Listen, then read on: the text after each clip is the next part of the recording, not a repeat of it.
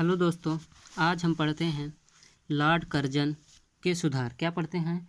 Lord Curzon के सुधार। Lord Curzon के सुधार में सबसे ज़्यादा रेलवे का विस्तार इसी के काल में हुआ था। क्या हुआ था? सबसे ज़्यादा रेलवे का विस्तार इसी के काल में हुआ था। किसके काल में? लॉर्ड कर्जन के। रेलवे को कॉमर्शियल परपोज को ज़्यादा से ज़्यादा यूज किया गया। रेलवे को किसके रूप में?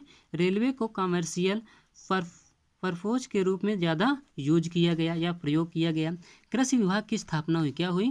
कृषि विभाग की स्थापना हुई। पंजाब में कृषि विभाग का प्रयास। पंजाब में कृषि विभाग का प्रयास क्या था? अपर झेलम और चेनाब नहर। यहाँ पर क्या बने? अपर झेलम और चेनाब नहर। सहकारी समिति कोऑपरेटिव सोसाइटी बनी। क्या बनी? सहकारी समिति कोऑपरेटिव सोसाइटी। इसके बाद एक कानून के माध्यम से कृषि भूमि गैर कृषि भूमि उद्देश्य को नहीं है। समझ गए ना? इसके बाद है पुरातात्विक विभाग की स्थापना हुई। किसकी स्थापना हुई? पुरातात्विक विभाग की स्थापना हुई। पहली बार विनिमय दर तय की गई। क्या की गई? पहली बार विनिमय दर तय की गई। 1 पाउंड बराबर 15 रुपये। इसके बाद है कर्जन ने ही इंपीरियल कैडेट कोर की नींव रखी। कर्जन के काल की सबसे महत्वपूर्ण घटना बंगाल का विभाजन। इसका कारण, बंगाल विभाजन कारण क्या था?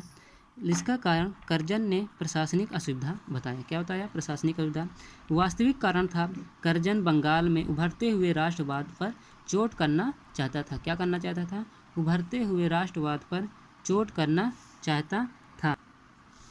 वर्ष 1904 में यह पूर्वी बंगाल की यात्रा करता है। जो कर्जन होता है यह वर्ष 1904 में पूर्वी बंगाल की यात्रा करता है और इस क्षेत्र में मुस्लिम समुदाय को यह समझाने में कामयाब हो जाता है कि उनका राजनैतिक उत्कर्ष विभाजन से ही संभव है। और इस क्षेत्र में जो मुस्लिम समुदाय हैं उनको यह समझाने में कामयाब हो जाता है कि उनका जो राजनैतिक उत्कर्ष है विभाजन से ही संभव है। फिर है वायसराय। वायसराय कौन थे? Lord Curzon. और गृह सचिव जे.ई. रासले। गृह सचिव कौन थे? जे.ई. रासले। वर्ष 1903 में कर्जन बंगाल के विभाजन का प्रस्ताव हाउस ऑफ कॉमन्स में रखता है। कहाँ पर? हाउस ऑफ कॉमन्स से वर्ष 1903 में बंगाल के विभाजन का प्रस्ताव रखता है।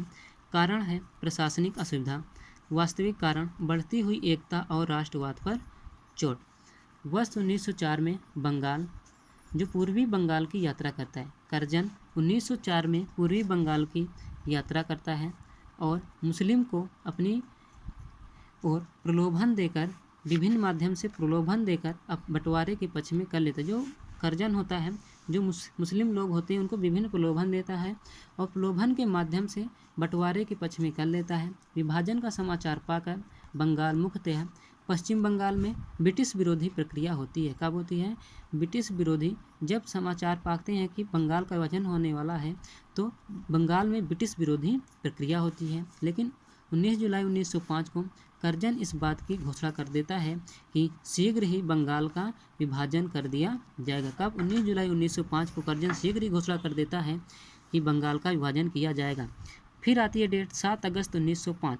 कब? 7 अगस्त 1905 कलकत्ता के टाउन हॉल में मीटिंग बुलाई जाती है। कब? 7 अगस्त 1905 को कलकत्ता के टाउन हॉल में मीटिंग बुलाई जाती है। इस मीटिंग में बंगाल विभाजन के विरोध में एक आंदोलन का प्रस्ताव पेश किया जाता है। कब? इस मीटिंग में, ये जो मीटिंग होती है बंगाल विभाजन के विरोध में एक आंदोलन का प्रस्ताव पेश होता है। इस आंदोलन को बंग भंग आंदोलन या स्वदेशी आंदोलन कहते हैं। क्या कहते हैं? बंग भंग आंदोलन या स्वदेशी आंदोलन। नेता थे सुरेंद्र नाथ बनर्जी। 16 अक्टूबर 1905। 16 अक्टूबर 1905 इस दिन बंगाल 2 भागों में बट गया। जो बंगाल था ये 2 भागों में बट गया। इस दिन को लोगों ने शोक दिवस के रूप में मनाया। इस दिन को लोग क्या बताया? शोक दिवस के रूप में मनाते हैं। ये जो बंगाल था 2 भागों में बटा था, एक पश्चिमी बंगाल, एक पूर्वी बंगाल। पश्चिमी बंगाल में हिंदू लोग थे, हिंदू लोगों की जनसंख्या ज़्यादा थी। इसमें क्या आया? कलकत्ता आया। कलकत्ता के उस समय जो लेफ्टिनेंट गवर्नर थे, कौन थे? कलकत्ता के जो लेफ्टिनेंट गवर्नर थे सर एंड्रू फ्रेजर थे। और पूर्वी बंगाल में मुस्लिमों की जनसंख्या ज़्यादा थी। इसमें क्या आता था? ढाका आता था। ढाका राजशाही चटगांव। इसमें क्या आता था? ढाका राजशाही चटगांव। यहाँ के लेफ्टिनेंट गवर्नर थे ब्लूमफील्ड फुलर। यहाँ के जो कौन थे? यहाँ के लेफ्टिनेंट गवर्नर ब्लूमफील्ड फुलर थे। ये जो इस दिन था 16 अक्टूबर 1905 को, इस दिन को लोगों ने शोक दिवस के रूप में मनाया। लोग इस दिन व्रत रखते हैं। क्या करते हैं? व्रत रखते हैं एक दूसरे के कलाई पर राखी बांधते हैं। रवींद्रनाथ टैगोर के कहने पर, किसके कहने पर? रवींद्रनाथ टैगोर के कहने पर लोग गंगा स्नान करते हैं। क्या करते हैं? गंगा स्नान करते हैं और वंदे मातरम गाया जाता है। और इस दिन वंदे मातरम गाया जाता है। कब?